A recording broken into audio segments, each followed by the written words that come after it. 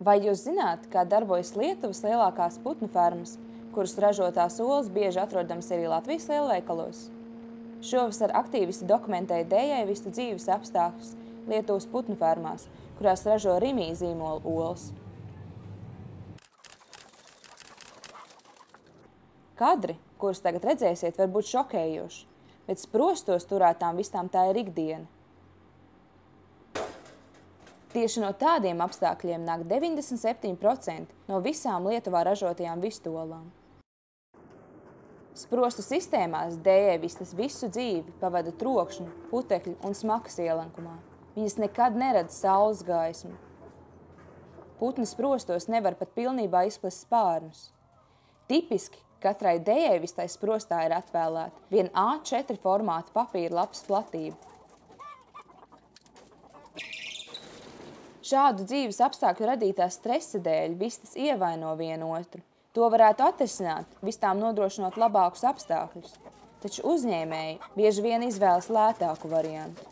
Viņi sakropļo putnus, nogriezdami daļu no to jūtīgajiem knābjiem. Daudzas dējēvistas nabadzīgos dzīves apstākļus sprostos neiztur un mirst priekšlaicīgi. Tikmēr atlikušie putni turpina dēt olas starp mirušajiem.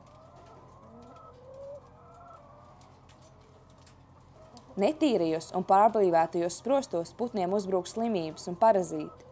Liela problēma sprostu sistēmās ir ēces, kas pārtiek no putnu asinīm.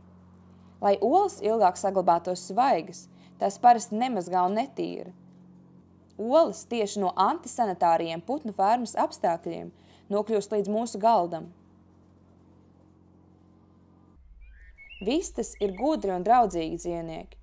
Tām patīk izzināt apkārtējo vidi, kašāties un pērties smiltīs, biedroties savā starpā vai ar cilvēkiem.